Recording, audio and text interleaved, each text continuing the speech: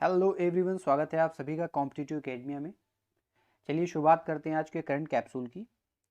आज का पहला टॉपिक है अर्थ ऑब्जर्वेशन सैटेलाइट। ये चर्चा में क्यों है?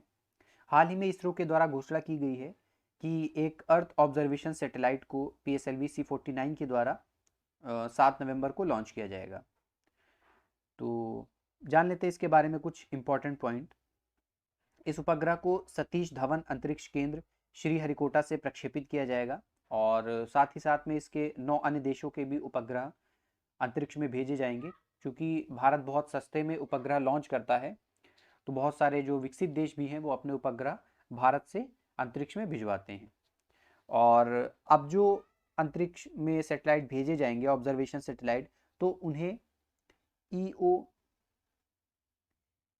EOS सीरीज में उनका नाम दिया जाएगा। तो इस सीरीज में ये पहला है, तो इसलिए इसका नाम होगा EOS-1 earth observation satellite 01 PSLV C49 के द्वारा भेजा जाएगा। ये भी याद रखना है आपको। आगे देखते हैं इसका काम क्या होगा। मेनली इसका नाम ही है पृथ्वी अवलोकन उपग्रह अर्थ ऑब्जर्वेशन सैटेलाइट। तो ये अवलोकन करेगा, क्या क्या देखेगा? कृषि, वानिकी, आपदा प्रबंधन, इन सब चीज़ों से रिलेटेड ये मैप बनाएगा। अर्थ सरफेस को देखेगा, उसका अवलोकन करेगा। ध्रुवीय उपग्रह प्रक्षेपण यान यानी कि PSLV से भेजा जाने वाला यह 51वां अंतरिक्ष मिशन है। ध्रुवीय प्रक्षेपण यान क्या होता है? ध्रुवीय उपग्रह प्रक्षेपण यान यानी कि PSLV ये होता क्या है? पोलर सैटेलाइट लॉन्च व्हीकल, ये एक प्रकार का लॉन्च व्हीकल है। ये थर्ड जनरेशन लॉन्च व्हीकल है। 4 चरणों वाला है। 44 मीटर ऊंचाई, 2.8 मीटर इसका व्यास है। इतना इंपॉर्टेंट नहीं है, लेकिन थर्ड जनरेशन है, 4 चरणों वाला है और तरल चरण से युक्त है। ये कुछ इंपॉर्टेंट पॉइंट जो आपको याद रखना है। और तरल चरण से युक्त भारत का पहला प्रक्षेपण यान है। इस यान का पहला सफल प्रक्षेपण 1994 में किया गया था। उसके अलावा इससे जो चंद्रयान 2008 में भेजा गया, मार्स मिशन भेजा गया 2015 में, ये कुछ इंपॉर्टेंट मिशन है जो इसके द्वारा लॉन्च किए गए। अगला देखते हैं सूचना आयोग। ये चर्चा में क्यों है? हाल ही में यशवर्धन कुमार सिन्हा, इन्हें भारत का नया मुख्य सूचना आयुक्त नियुक्त किया गया है। तो जान लेते हैं सूचना आयोग के बारे में। ये एक सांविधिक संस्था है, यानी कि स्टैट्यूटरी बॉडी है। इसकी स्थापना 2005 में की गई थी एक संसद के अधिनियम के द्वारा। अधिनियम का नाम है सूचना का अधिकार अधिनियम 2005, राइट टू इंफॉर्मेशन एक्ट 2005। इसकी स्थापना की गई थी कि राइट टू इंफॉर्मेशन के अंतर्गत देश के नागरिकों को जो सरकारी क्रियाकलाप हैं उनकी जानकारी उपलब्ध करवाई जा सके। इसका ये काम है कि जानकारी उपलब्ध करवाता है। स्ट्रक्चर इसका देखते हैं। इसमें एक मुख्य सूचना आयुक्त होता है और 10 सूचना आयुक्त होते हैं अधिकतम, यानी कि 10 से ज़्यादा नहीं होंगे। वर्तमान में तो 7 ही हैं, तो 10 से कम ही सूचना आयुक्त होते हैं। इनकी नियुक्ति राष्ट्रपति के द्वारा की जाती है और राष्ट्रपति इनकी नियुक्ति एक समिति की अनुशंसा के आधार पर करता है। उस समिति में कौन कौन होगा? प्रधानमंत्री उस समिति के अध्यक्ष होते हैं। लोकसभा में जो विपक्ष के नेता होते हैं वो, और प्रधानमंत्री के द्वारा मनोनीत एक कैबिनेट मंत्री, ये 2 सदस्य होते हैं। 3 सदस्यीय एक समिति होती है, वो रिकमेंड करती है राष्ट्रपति को और राष्ट्रपति इन्हें नियुक्त करते हैं। आगे देखते हैं। हाँ, इनका कार्यकाल क्या होता है? कमेंट बॉक्स में बताइए कार्यकाल कितना होता है सूचना आयुक्तों का। अगला है कुम्हार सशक्तिकरण योजना। चर्चा में क्यों है? हाल ही में इस योजना के अंतर्गत महाराष्ट्र में 100 जो कुम्हार फैमिलीज हैं, पॉटर फैमिलीज हैं, उनको बिजली से चलने वाले चाक का वितरण किया गया। वो जो कुम्हार का पहिया होता है वो 100 फैमिलीज को वितरित किया गया। जानते हैं इस योजना के बारे में कुछ इंपॉर्टेंट। इस योजना को KVIC यानी कि खाद्य और ग्रामोद्योग आयोग के द्वारा प्रारंभ किया गया था 2018 में, यानी कि हाल ही में प्रारंभ की गई योजना नहीं है। 2018 में शुरुआत की गई थी। चर्चा में अभी इसलिए आई कि 100 कुमार परिवारों को ये बिजली से चलने वाले चाक का वितरण किया गया। तो हो सकता है दोबारा एग्जाम में अभी के पॉइंट ऑफ व्यू से इंपॉर्टेंट और पूछा जा सके, तो इसलिए जान लेते हैं इसके बारे में।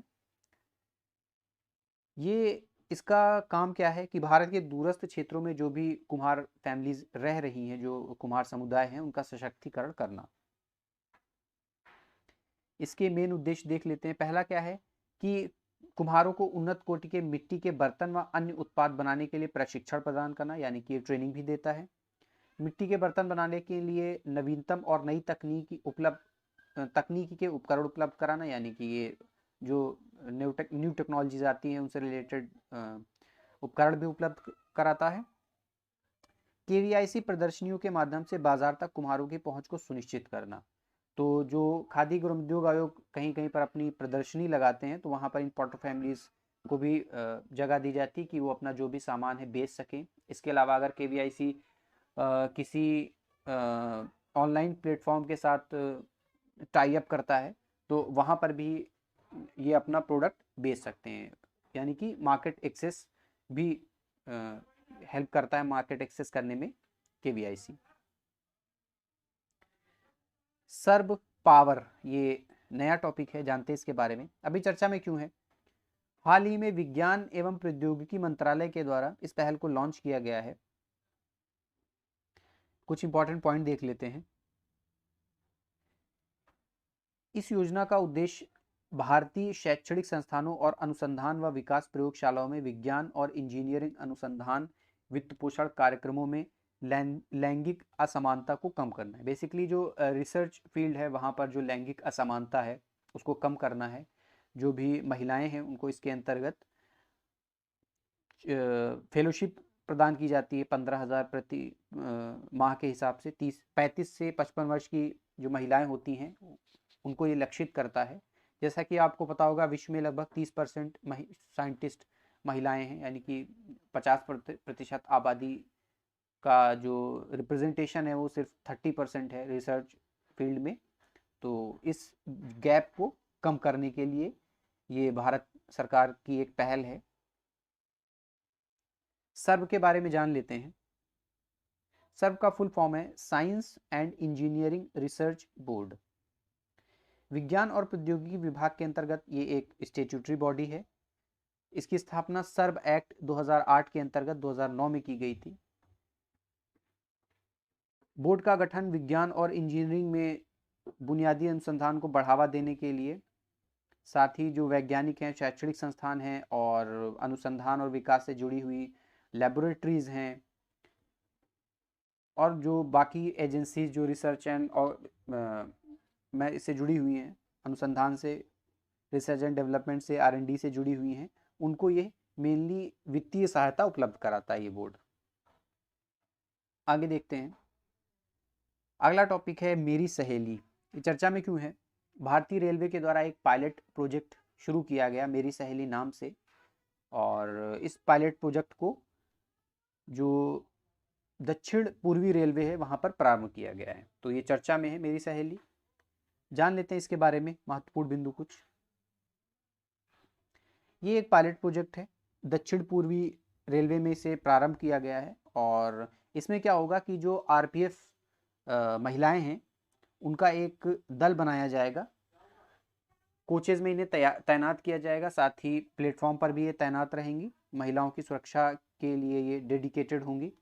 जो भी महिलाएं ट्रैवल कर रही हैं उनसे बातचीत करेंगी, प्लेटफॉर्म पर उन्हें कुछ इंस्ट्रक्शंस देंगी कि क्या सावधानियां वो बरतें ट्रैवल करते हुए। खासकर ये उन महिलाओं पर ज़्यादा ध्यान देंगी जो अकेले ट्रैवल कर रही हैं। पेट्रोलिंग भी करेंगी ये कोच में। इसके अलावा जो भी महिलाएं ट्रैवल कर रही हैं, जो भी उनका इन्फॉर्मेशन है, यानी कि सीट नंबर कौन से कोच में है, किस ट्रेन से ट्रैवल कर रही हैं, वो अगले स्टेशन को ये भेज देंगी। इससे क्या होगा, वहाँ पर भी जो महिलाएं होंगी, सॉरी जो आरपीएफ का, महिला आरपीएफ का दल होगा, वो एक बार इनसे मिल लेगा। हर बार इन्हें स्टेशन पे उतार कर बातचीत नहीं करनी, यानी कि एक बार पेट्रोलिंग कर लेगा। अगर किसी कोई प्रॉब्लम है तो वो इनको बता सकती हैं। साथ ही एक इमरजेंसी नंबर है, उसके बारे में भी सूचना दी जाएगी, 182। बाद में जब ये महिलाएं अपने गंतव्य स्टेशन पर उतरेंगी तो वहाँ पर जो महिला आरपीएफ दल हैं इनसे फीडबैक लेंगी, ताकि महिलाओं की सुरक्षा के जो इंतजाम किए गए हैं उनमें और सुधार किया जा सके। अगला देखते हैं ग्रीन मोबाइल ऐप। बहुत छोटा सा ये टॉपिक है। दिल्ली सरकार के द्वारा इस मोबाइल एप्लीकेशन को लॉन्च किया गया है। गूगल प्ले स्टोर पर ये उपलब्ध है, वहाँ से डाउनलोड किया जा सकता है। बेसिकली ये जो लोग प्रदूषण फैला रहे हैं, जो गंदगी फैला रहे हैं, उनकी शिकायत जो भी नागरिक हैं वो सरकार को दे सकते हैं। एक ये प्लेटफॉर्म है जहाँ पर जो दिल्ली के निवासी हैं और सरकार है वो आपस में बातचीत कर सकते हैं। तो ये एक प्लेटफॉर्म है बेसिकली, ग्रीन मोबाइल ऐप। तो आज के इस डिस्कशन में इतने ही टॉपिक थे। आप लोग वीडियो को लाइक करिएगा, चैनल को सब्सक्राइब करिएगा, और अगर आपका कोई सुझाव है तो कमेंट बॉक्स में ज़रूर बताइएगा।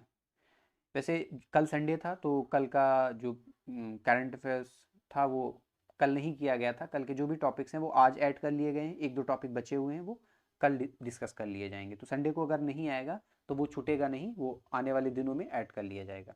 तो चलिए मिलते हैं कल कुछ नए टॉपिक के साथ।